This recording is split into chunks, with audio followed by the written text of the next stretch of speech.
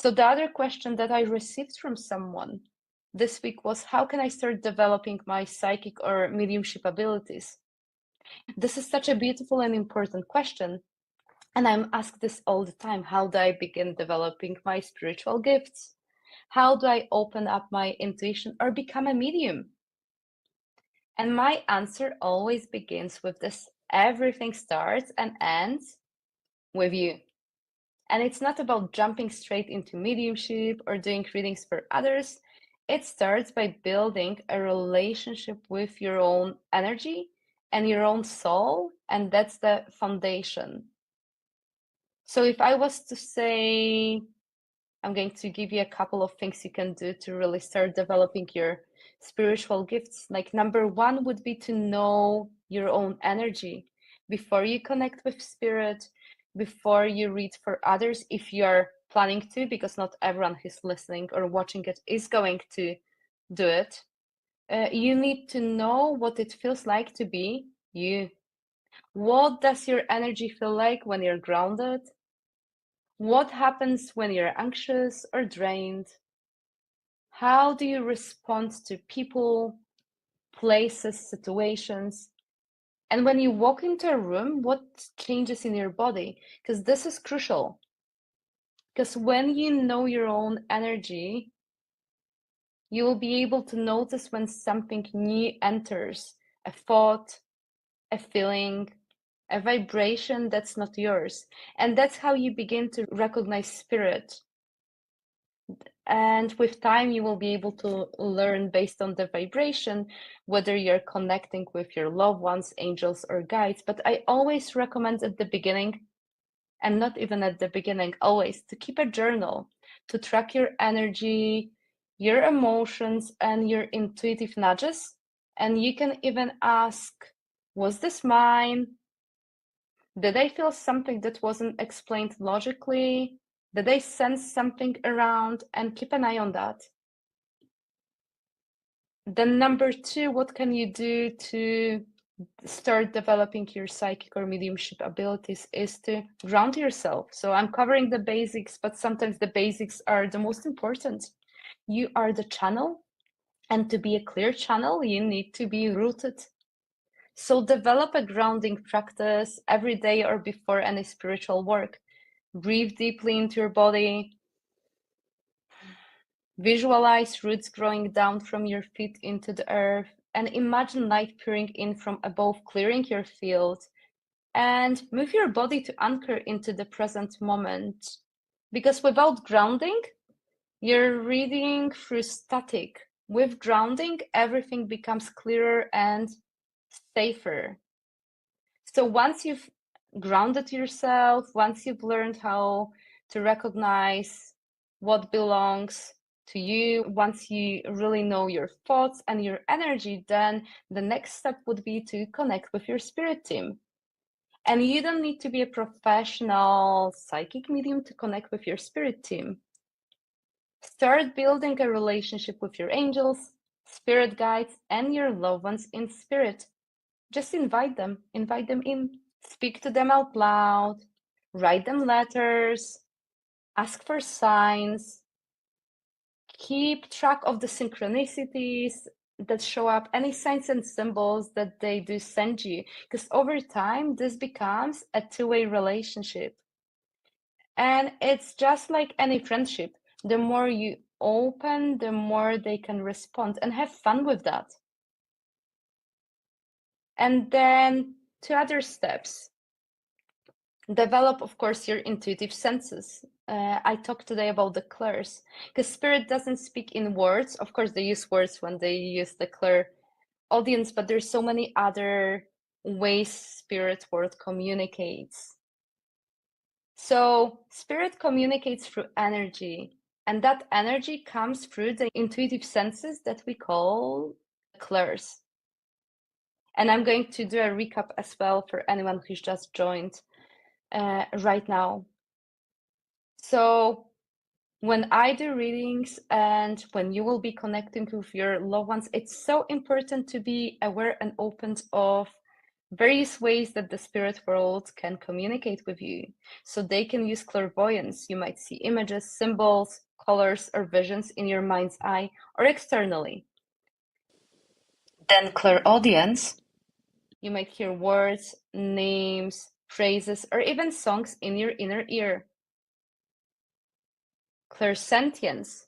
Feeling emotions or physical sensations in your own body. Claircognizance, just suddenly knowing something without any prior information. And then clairalience, smelling scents like perfume, smoke, or flowers. And clairgustance, tasting something that connects to spirit or a memory.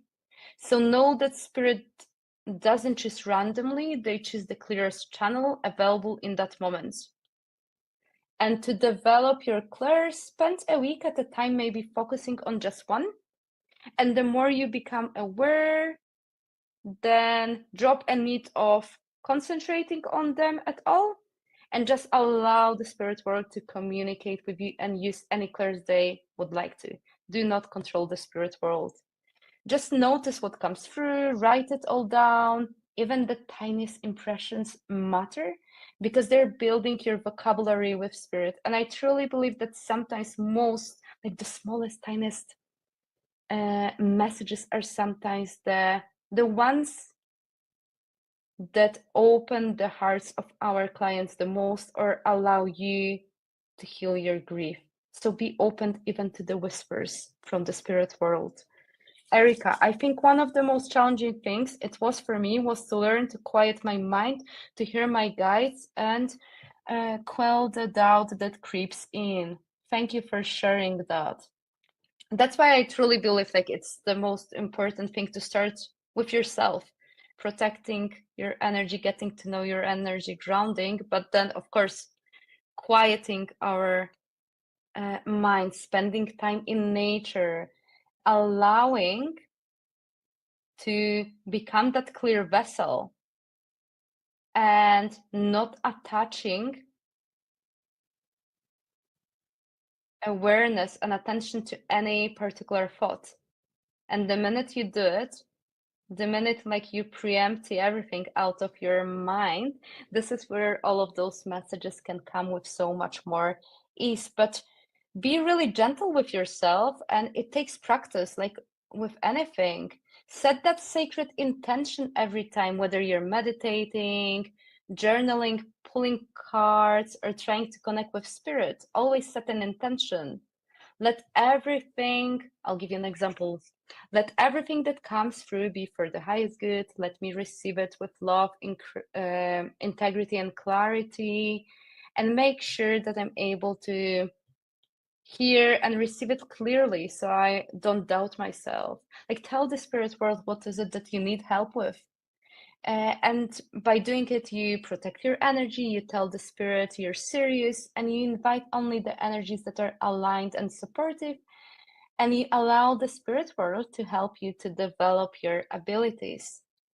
And then, of course, the next step would be to find the right mentor or development space, because you don't have to do this alone. And it's not only for those who want to work as professional psychic mediums or light workers. You can also develop those abilities for your own needs. Of course, not everyone is able to be a medium and will be able to read for other people, but I truly believe each and every one of us is able to connect with our own loved ones.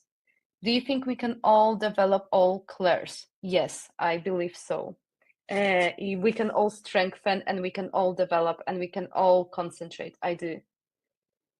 So I always say, in terms of finding the right mentor and development spaces, that you can learn from many people, and that's beautiful. And I believe you should learn from many people, because by doing so, you create your own toolbox by learning different techniques, perspectives, and experiences. And what matters most is that you feel safe, seen, supported, you use your discernment, and then you choose what things work for you. And then you're able to try out things for yourself, and then you can remove or maybe not incorporate certain things that you don't want to.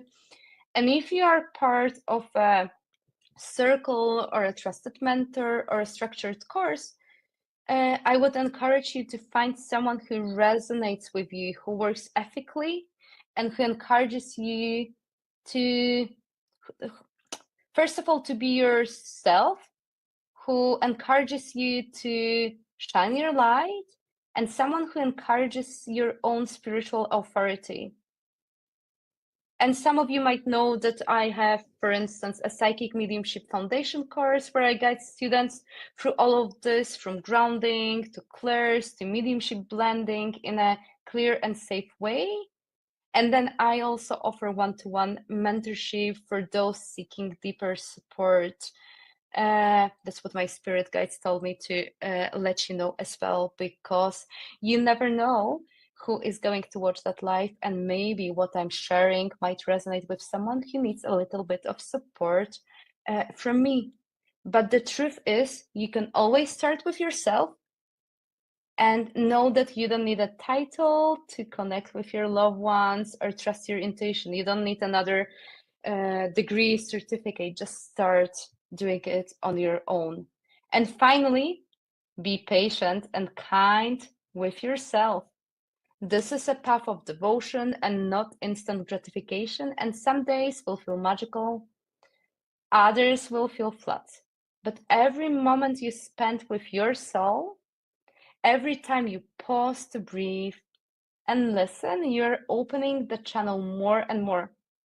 And one day, something will come through so clear, so precise, so loving, and you will know, I didn't imagine that. That was real, and I'm not alone. Yeah, that's that.